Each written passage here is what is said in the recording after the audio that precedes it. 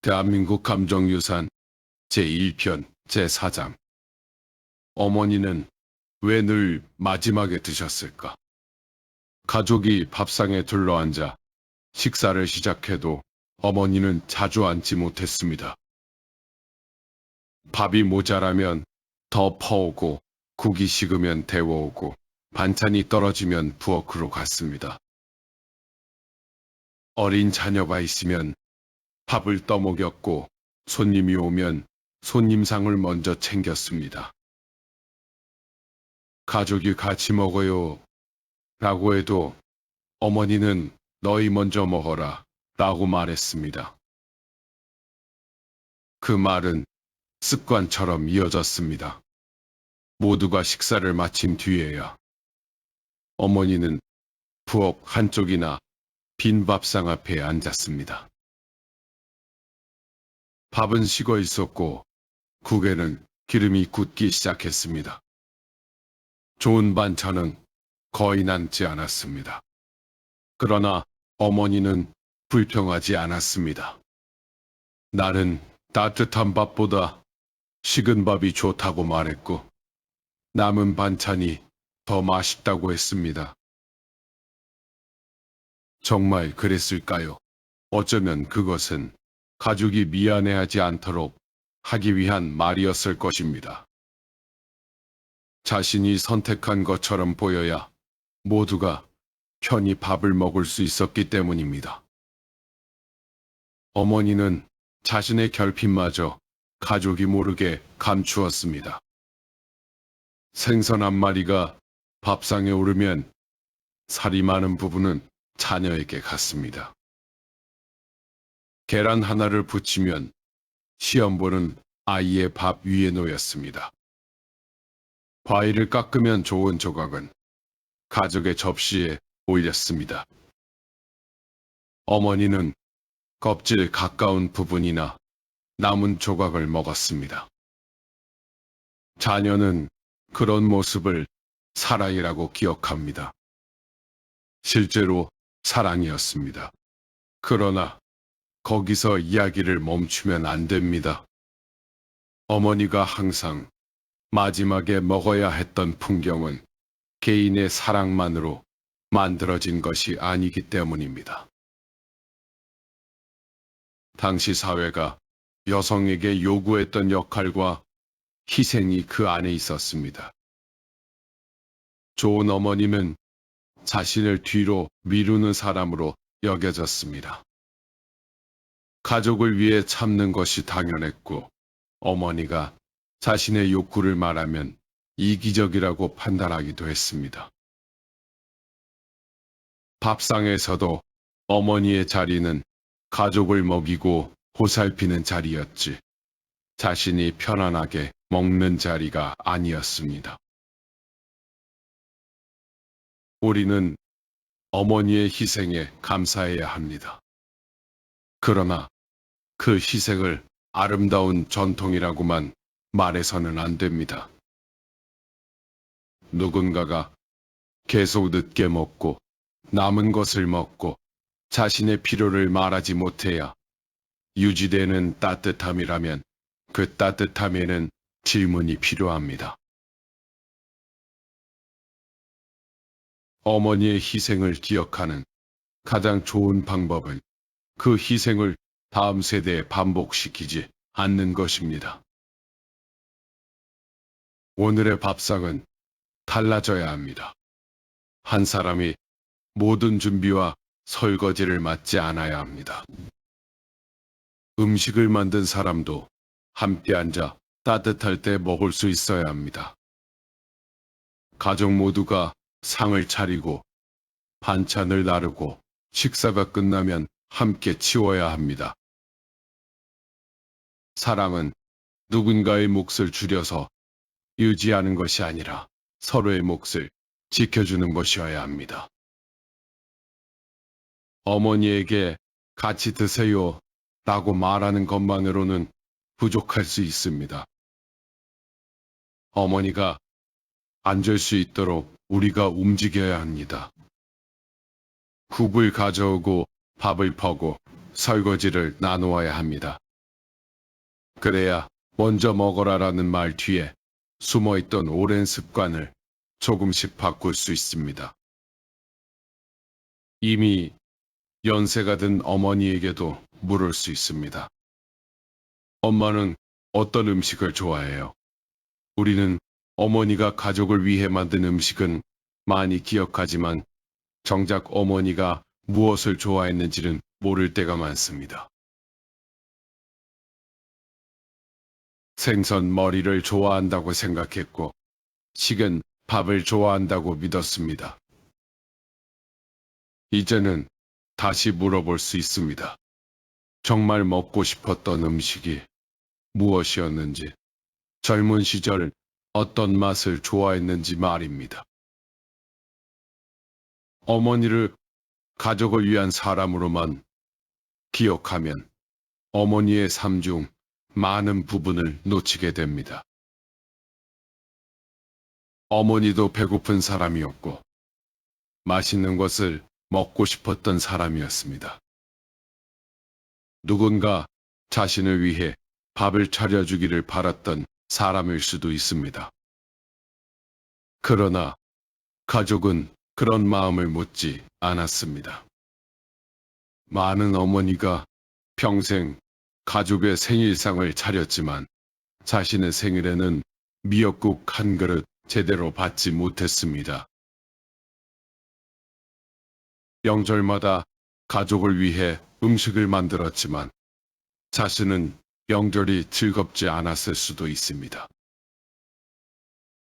모두가 쉬는 날에 가장 많이 일해야 했기 때문입니다.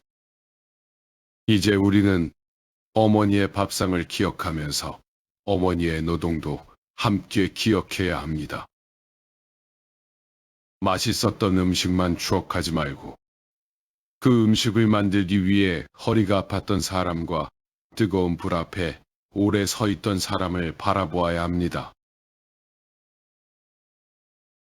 그리고 가능하다면 오늘 그 사람에게 한 끼를 차려줄 수 있습니다. 거창한 음식이 아니어도 됩니다. 따뜻한 국 한 그릇, 좋아하는 반찬 하나면 됩니다. 중요한 것은 어머니가 누군가를 먹이는 사람이 아니라 누군가에게 대접받는 사람이 되는 순간입니다. 가족을 먹이는 것이 어머니의 가장 큰 기쁨이었다고 말할 수 있습니다. 그러나 어머니 역시 누군가와 함께 먹고 싶었을 것입니다. 혼자가 아니라 같은 시간에 따뜻한 밥을 앞에 두고 아무것도 챙기지 않아도 되는 사람으로 안고 싶었을 것입니다. 그런데 자녀는 자랐고 하나둘 집을 떠났습니다. 식구가 많던 밥상에는 빈자리가 생기기 시작했습니다. 어머니는 평생 많은 사람을 먹였지만 어느 날 혼자 밥을 먹는 사람이 되었습니다. 제5장 자식이 떠난 뒤에도 차려졌던 밥상. 자녀는 언젠가 집을 떠납니다. 진학을 위해 도시로 가고 취업을 위해 다른 지역으로 갑니다. 군대에 가고 결혼을 하고 자신만의 가정을 만듭니다. 그것은 자연스러운 성장입니다. 부모도 자녀가 독립하기를 바랍니다. 그러나 자녀가 떠난 집의 정막은 생각보다 큽니다. 아침마다 깨워야 할 나이가 없습니다. 늦게 돌아오는 자녀를 기다릴 필요도 없습니다. 빨래와 설거지는 줄어들고 밥상에 놓을 그릇 수도 적어집니다. 어머니는 처음에는 편해졌다고 말합니다. 이제 내 몸 하나만 챙기면 된다. 그러나 식구 수에 맞추어 음식을 적게 만드는 일은 쉽게 익숙해지지 않습니다. 수십 년 동안 많은 양의 국을 끓이던 손은 작은 냄비의 양을 잘 맞추지 못합니다. 무심코 김치를 많이 담고 자녀가 좋아하던 반찬을 만듭니다. 음식을 다 만든 뒤에야 먹을 사람이 없다는 사실을 깨닫습니다. 이웃에게 나누어 주고 냉장고에 넣어두고 자녀에게 전화를 합니다. 이번 주에는 오니 자녀에게는 반복되는 질문일 수 있습니다. 회사 일이 바쁘고 아이들 일정이 있고 먼 길을 움직여야 합니다. 어머니의 질문이 부담스럽게 느껴질 때도 있습니다. 이번 주는 안 돼요. 다음에 갈게요. 다음은 쉽게 미뤄집니다. 그러나 어머니에게 그 질문은 단순한 일정 확인이 아닙니다. 기다림을 견디는 방식입니다. 자녀가 오는 날을 달력에 표시하고 며칠 전부터 장을 봅니다. 자녀가 좋아하는 음식을 준비합니다. 오랜만에 집에 온 자녀는 밥을 먹고 서둘러 돌아갑니다. 어머니는 먹는 모습을 바라보며 계속 반찬을 권합니다. 이것도 먹어라. 조금 더 먹고 가라. 이것은 싸줄게. 자녀는 배가 부르다고 말하지만 어머니는 그 짧은 시간 안에 오랜 기다림을 모두 채우고 싶어 합니다. 한 끼를 더 먹이는 것으로 떨어져 있던 시간을 보상하려 합니다. 자녀가 돌아간 뒤 집은 다시 조용해집니다. 어머니는 남은 반찬을 정리하고 식탁 위를 닦습니다. 방금 전까지 웃음소리가 있던 자리에 적막이 내려앉습니다. 빈 그릇을 치우며 다음에는 언제 올까 생각합니다. 가족을 위해서는 여러 가지 반찬을 만들던 사람이 혼자 있을 때는 대충 먹습니다. 물에 밥을 말아 먹고 김치 하나로 끼니를 때우고 귀찮다며 식사를 거르기도 합니다. 누군가를 먹이는 일에는 익숙하지만 자신을 위해 음식을 만드는 일에는 익숙하지 않기 때문입니다. 자녀가 집에 있을 때 어머니의 하루는 가족의 시간표로 채워졌습니다. 아이들이 학교에 가는 시간, 남편이 출근하는 시간, 저녁 식사 시간이 어머니의 하루를 정했습니다. 모두가 떠난 뒤에는 시간이 비어버립니다. 무엇을 위해 밥을 짓고 누구를 기다려야 하는지 알기 어려워집니다. 이것이 이른바 빈 둥지의 외로움입니다. 그러나 단순히 집이 조용해진 문제만은 아닙니다. 어머니라는 역할에 자신의 대부분을 바친 사람이 그 역할이 줄어들면서 자신이 누구인지 다시 찾아야 하는 시간입니다. 우리는 어머니에게 자녀가 전부라고 말하곤 합니다. 그러나 그것은 어머니에게 너무 무거운 말일 수 있습니다. 자녀가 떠난 뒤에도 어머니의 삶은 계속되어야 하기 때문입니다. 어머니는 친구를 만나고 여행을 하고 배우고 싶었던 것을 배우고 자신을 위해 밥을 차릴 권리가 있습니다. 자녀가 해야 할 일은 어머니의 모든 외로움을 대신 책임지는 것이 아닙니다. 자녀에게도 자신의 삶이 있습니다. 그러나 짧은 전화 한 통과 정해진 약속, 함께 먹는 한 끼는 큰 의미가 있습니다. 시간 나면 갈게요 라는 말보다 다음 주 토요일에 같이 밥 먹어요 라는 구체적인 약속이 기다림을 덜어줍니다. 전화를 걸어 밥을 드셨는지 물어볼 수도 있습니다. 어린 시절 늘 받기만 했던 질문을 이제 자녀가 돌려드리는 것입니다. 엄마, 밥 먹었어요? 평범한 한마디지만 어머니는 그 안에서 자녀의 관심을 느낍니다. 수십 년 동안 자신이 했던 말을 자녀에게서 듣는 순간 사랑이 한 바퀴 돌아온 것을 느낄지도 모릅니다. 어머니가 이미 세상을 떠난 뒤에는 그 질문을 할 수 없습니다. 전화번호는 휴대전화에 남아있지만 누를 수 없습니다. 시장에서 어머니가 좋아하던 음식을 발견해도 사드릴 수 없습니다. 그때 우리는 살아계실 때 더 자주 함께 먹지 못한 것을 후회합니다. 많은 사람은 부모가 늙어가는 속도를 제대로 보지 못합니다. 자녀에게 어머니는 늘 같은 사람처럼 느껴집니다. 그러나 전화 속 목소리는 조금씩 약해지고 걸음은 느려지고 한 끼의 양도 줄어듭니다. 어느 날 갑자기 변한 것이 아닙니다. 우리가 바쁜 사이에 천천히 늙어간 것입니다. 그래서 어머니의 언제 오니라는 질문을 가볍게 넘겨서는 안 됩니다.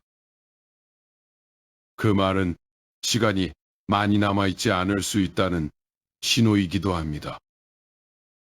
함께 먹을 수 있는 밥상의 횟수는 무한하지 않습니다. 우리는 마지막 밥상이 언제였는지 모른 채 그 순간을 지나칩니다. 어머니의 밥상은 자녀를 기다리며 오랫동안 그 자리에 남아 있었습니다. 그리고 어느 날 한 곡의 노래가 그 기다림을 다시 우리의 마음속으로 데려왔습니다. 제6장 빈니에서의 노래가 세대의 기억을 깨우는 순간. 빈니에서의 엄마 밥상을 듣는 사람들의 반응은 다양합니다. 어떤 사람은 노래가 시작되자마자 눈물을 흘립니다. 어떤 사람은 끝까지 조용히 듣다가 마지막에 긴 한숨을 내쉽니다. 누군가는 댓글에 돌아가신 어머니 이야기를 적고 누군가는 살아계신 어머니에게 전화를 걸었다고 말합니다. 어린 가수의 목소리가 어떻게 부모와 조부모 세대의 깊은 기억을 움직일 수 있을까요? 먼저 노래 속 소재가 한국인에게 매우 익숙하기 때문입니다. 어머니와 밥상은 특정한 한 사람만의 이야기가 아닙니다. 시대와 지역은 달라도 많은 사람이 비슷한 경험을 가지고 있습니다. 밥 짓는 냄새, 반찬을 권하던 목소리, 늦게까지 기다리던 어머니의 모습은 공동의 기억처럼 이어집니다. 그러나 익숙한 소재라고 해서 모든 노래가 사람을 울리는 것은 아닙니다. 노래를 부르는 목소리와 듣는 사람의 경험이 만나야 합니다. 빈니에서의 젊은 목소리는 오래된 이야기를 현재로 가져옵니다. 과거 세대의 정서가 어린 세대의 목소리를 통해 다시 불릴 때 사람들은 자신의 기억이 사라지지 않고 다음 시대로 전달되는 듯한 느낌을 받습니다. 여기서 중요한 것은 빈니에서를 신비한 존재처럼 화장하지 않는 것입니다. 한 가수의 목소리가 모든 사람에게 같은 감정을 주는 것은 아닙니다. 노래가 눈물을 억지로 만들어내는 것도 아닙니다. 노래는 이미 마음속에 있던 기억을 깨우는 역할을 합니다. 빈니에서의 목소리가 문을 열 수는 있습니다. 그러나 그 문 안에 있는 이야기는 시청자 각자의 삶입니다. 어떤 사람은 문을 열고 들어가 젊은 시절의 어머니를 만납니다. 어떤 사람은 자신이 자녀를 키우던 부엌을 봅니다. 어떤 사람은 아무도 오지 않는 식탁 앞에 앉아있는 오늘의 자신을 만납니다. 같은 노래를 듣지만 각자가 만나는 기억은 다릅니다. 그래서 노래의 힘은 가수에게만 있지 않습니다. 듣는 사람의 인생이 노래와 만날 때 비로소 완성됩니다. 젊은 가수가 오래된 노래와 정서를 부르는 장면에는 세대 연결의 가능성이 있습니다. 그러나 단지 어린 사람이 옛 노래를 부른다고 해서 세대가 연결되는 것은 아닙니다.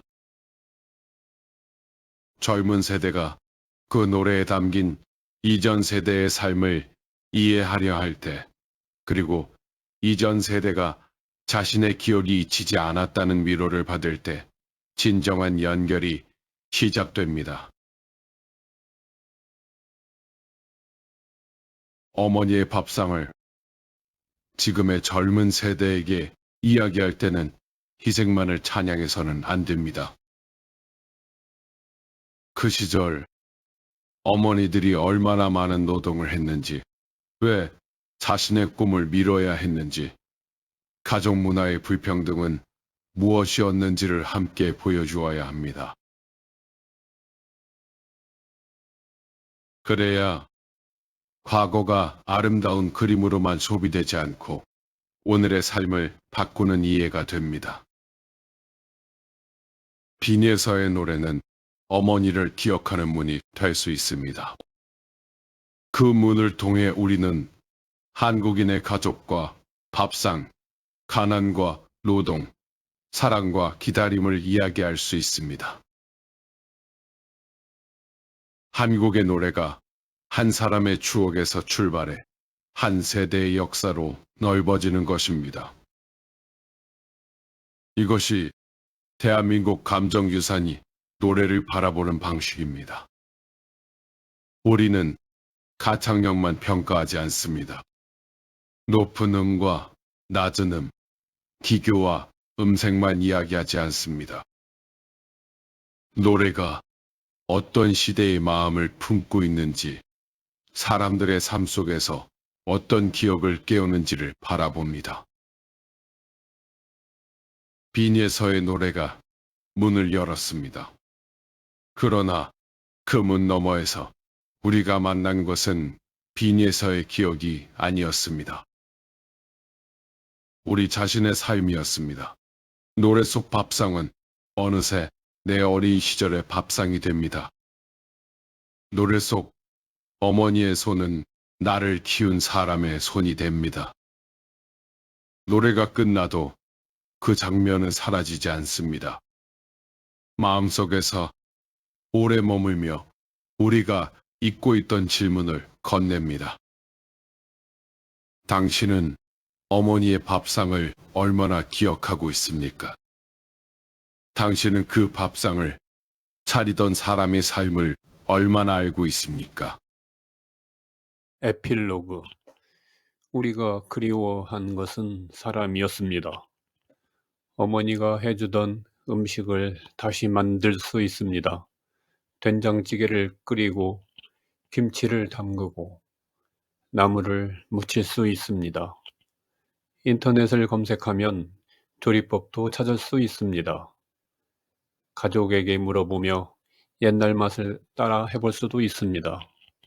그러나 아무리 같은 재료를 사용해도 그 맛이 나지 않는다고 느낄 때가 있습니다.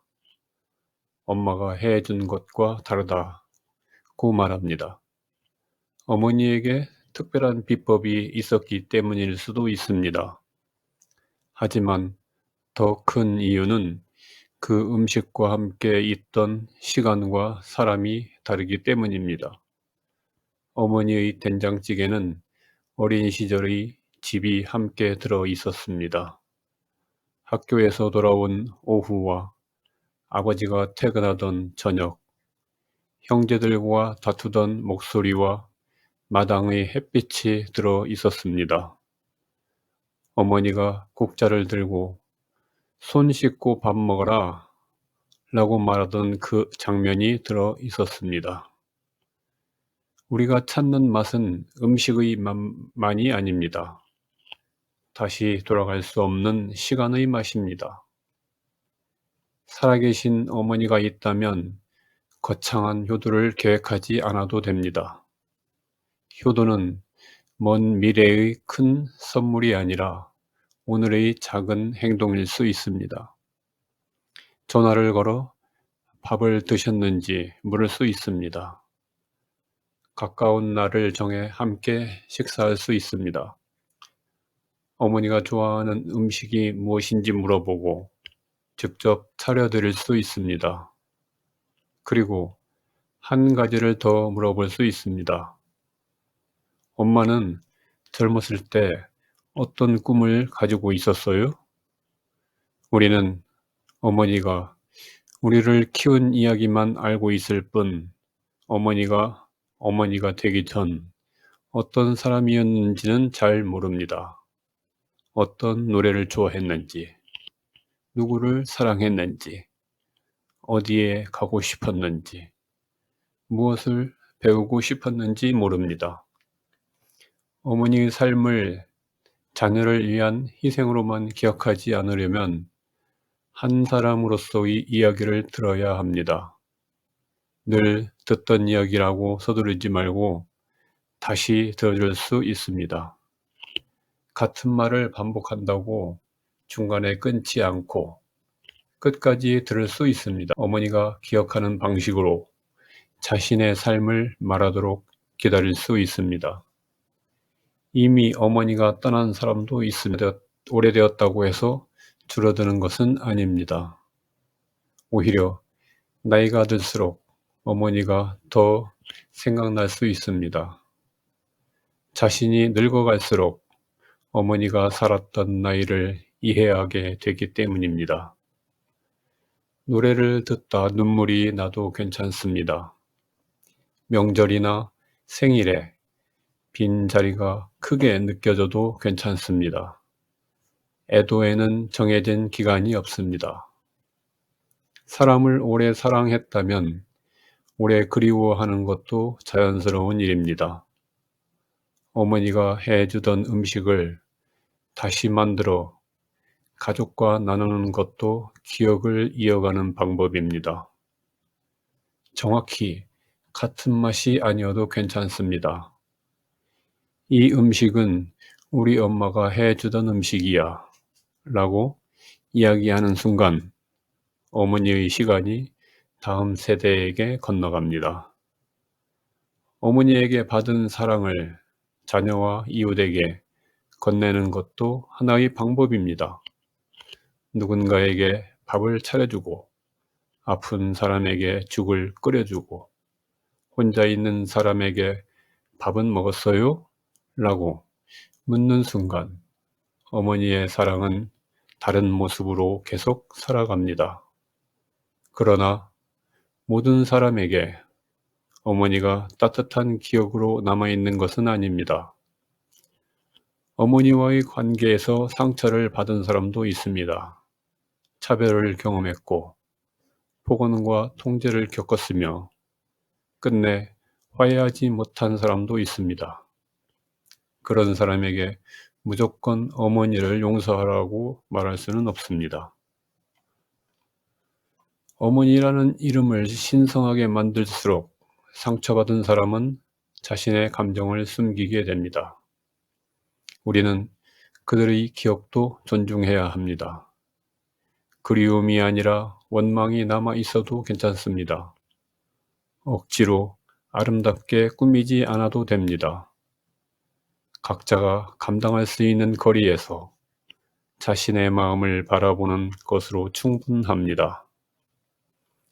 대한민국 감정유산은 모든 어머니가 같다고 말하지 않습니다. 모든 가족이 따뜻했다고 말하지 않습니다.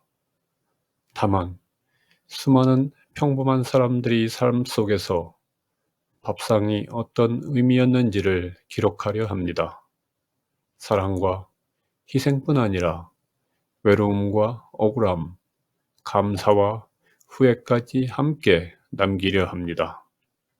어머니는 언젠가 밥상에서 사라집니다. 그러나 어머니가 했던 말과 습관, 사랑의 방식은 자녀의 삶 속에 남습니다. 우리가 누군가에게 좋은 것을 먼저 건넬 때, 늦게 돌아오는 사람을 기다릴 때, 아픈 사람의 밥을 챙길 때, 어머니의 시간이 우리 안에서 다시 움직입니다. 우리 자신도 모르는 사이에 어머니를 닮아갑니다. 자녀에게 밥 먹었니? 라고 묻고 집에 돌아가는 사람의 손에 반찬을 쥐어줍니다. 좋은 것은 가족에게 주고 자신의 걱정을 숨깁니다. 그때 우리는 비로소 어머니의 마음을 조금 이해하게 됩니다. 너무 늦게 이해한 것 같아 미안할 수도 있습니다. 살아 계실 때 더 잘하지 못했다는 후회가 밀려올 수도 있습니다. 그러나 후회만으로 어머니를 기억할 필요는 없습니다. 어머니가 우리에게 밥을 차려준 이유는 평생 죄책감을 느끼게 하려는 것이 아니었을 것입니다. 잘 먹고 건강하게 살고 자신의 삶을 살아가기를 바랐을 것입니다. 그러므로 어머니의 사랑에 보답하는 가장 좋은 방법 중 하나는 자신의 삶을 소중히 사는 일입니다.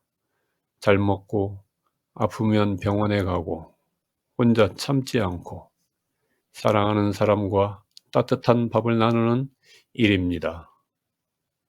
어머니가 자신에게 해주지 못했던 돌봄을 우리 자신에게 해주는 것도 사랑을 이어가는 방법입니다. 오늘 저녁 밥상에 앉게 된다면 잠시 주변을 바라보십시오.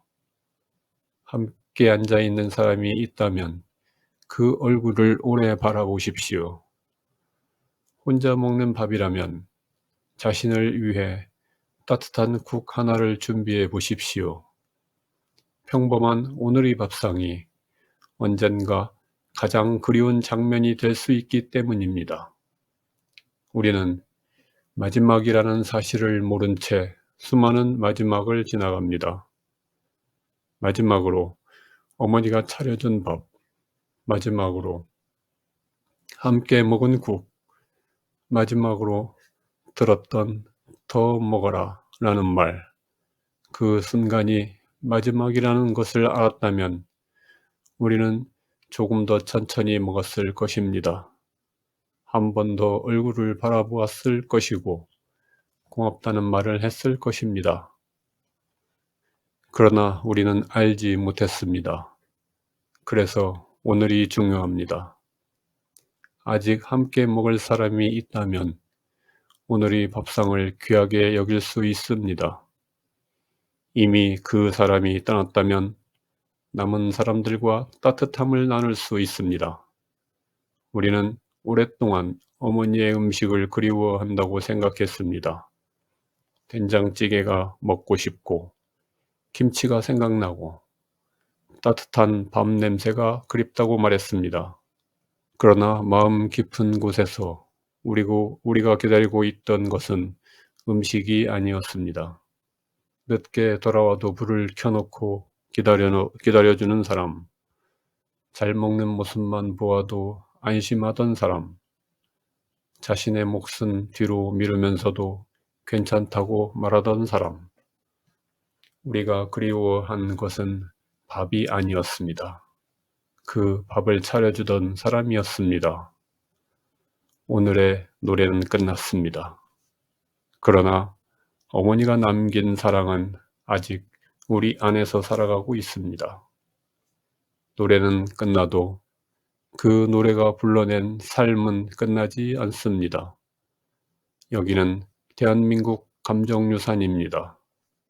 첫 번째 기록은 어머니의 밥상이었습니다. 여러분은 어머니가 차려주신 음식 가운데 무엇을 가장 그리워하십니까? 그 음식과 함께 떠오르는 어머니의 모습을 댓글에 남겨주십시오. 여러분의 기억도 대한민국의 소중한 감정유산입니다. 어머니의 밥상에는 음식만 놓여 있지 않습니다. 때로는 자식 몰래 모아둔 작은 돈과 말하지 못한 걱정도 함께 놓여 있었습니다. 다음 기록에서는 어머니의 낡은 지갑 속에 담겨 있던 사랑을 만나보겠습니다. 쌈짓돈은 왜 어머니들의 자서전인가? 감사합니다.